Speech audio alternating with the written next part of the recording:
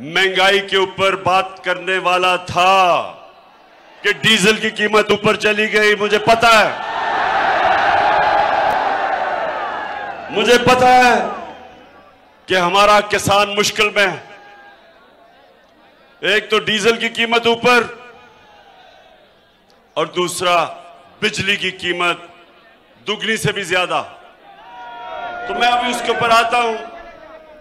सबसे पहले ननकाना, मैं आप सबको आज सलाम पेश करता हूं। माशाअल्लाह। वैसे ननकाना अभी तक मैं देख रहा हूं वहां उधर से लोग आ रहे हैं। मेरे ख्याल में टाइम का ख्याल ननकाना में ज्यादा नहीं है। 2 बजे का टाइम था, अभी तक आपके लोग चले आ रहे हैं। अच्छा ननकाना, पहले मैं पाकिस्तान की बात करता हूं और मैं चाहता हूं उसके बाद आऊंगा ननकाना के ऊपर।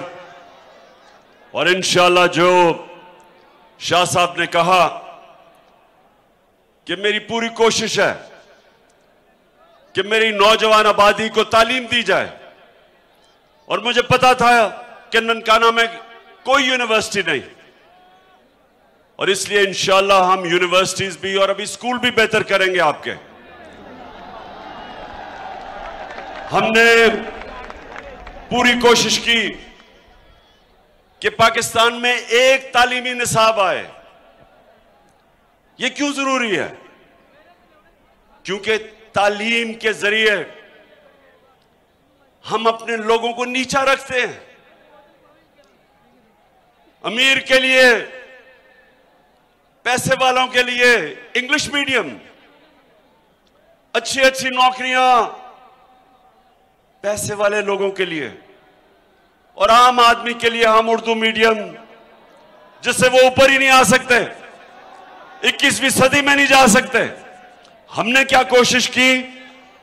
एक तालीमी निसाब सारे पाकिस्तान के लिए, जो अंग्रेजों का बनाया हुआ निसाब था।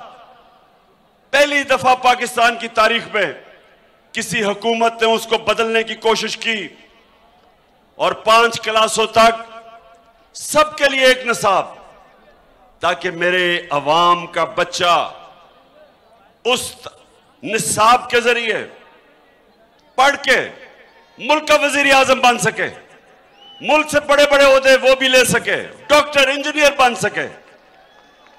सिर्फ अच्छी नौकरियां पैसे वाले लोगों के लिए ना हो। तो हमने एक निसाब और 5वीं क्लास तक हमने की पूरी कोशिश। और दूसरी चीज ननकाना, यूनिवर्सिटी, आला तालीम। मैं ये चाहता हूं कि जितनी भी हमारी यूनिवर्सिटीज हो उसके अंदर खास तौर पे टेक्नोलॉजी पढ़ाई जाए। टेक्नोलॉजी का मतलब क्या? मैं आपको मिसाल देता हूं। मियांवाली में मैंने एक यूनिवर्सिटी बनाई है, नमल कॉलेज। नमल कॉलेज में से, क्योंकि टेक्निकल और टेक्नोलॉजी की डिग्रीज हैं, जो बच्चा वहां से निकलता है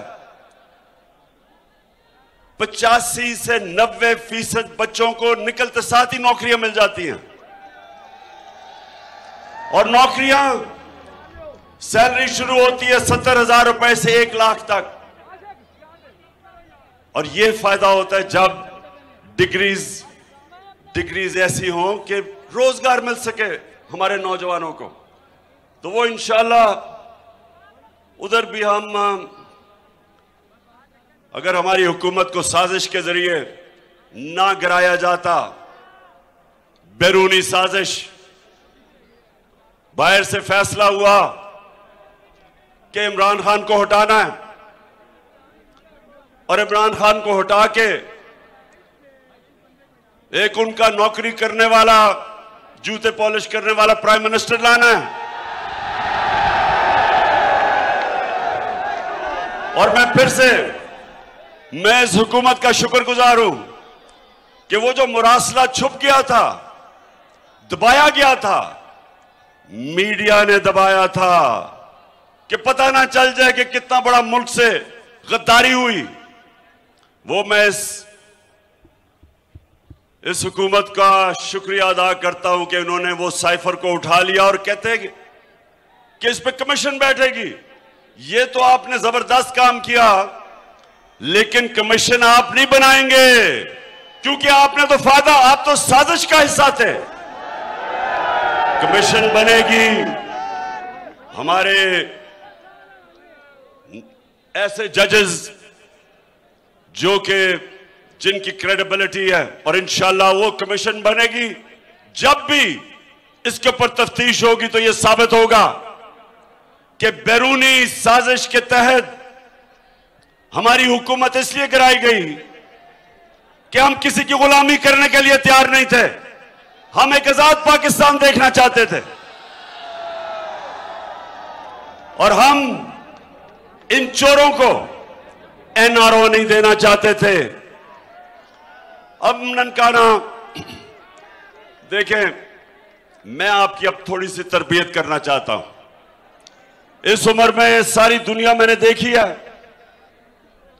और मैं आप सबको अपने तजर्बे से एक चीज बताना चाहता हूं कि क्या वजह है कि कई मुल्क कितने खुशहाल हैं, हमारे यहां लोग मरते हैं वीजा लेने के लिए, उन मुल्कों में जाने के लिए, नौकरियां करने के लिए।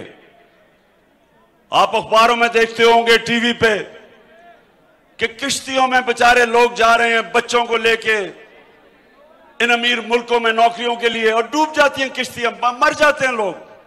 अपनी जान की बाजी लगा के अपने मुल्कों को छोड़ के अमीर मुल्कों में जाते हैं नौकरियां लेने के लिए।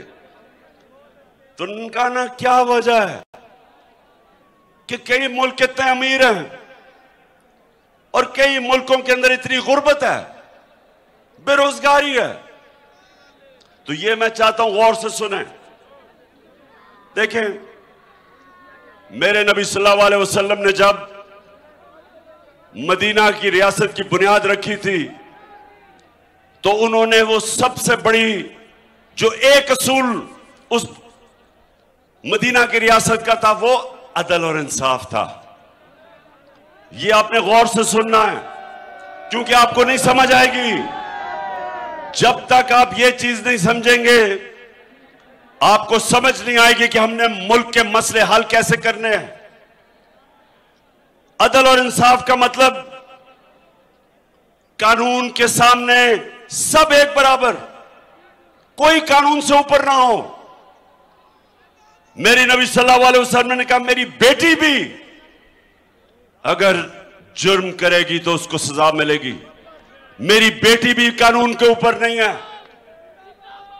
और उन्होंने यह भी कहा कि तुम्हारे से पहले बड़ी कौमें तबाह हुई, जिधर ताकतवर के लिए एक कानून और कमजोर के लिए दूसरा कानून। जिधर कमजोर चोरी करे तो जेल में,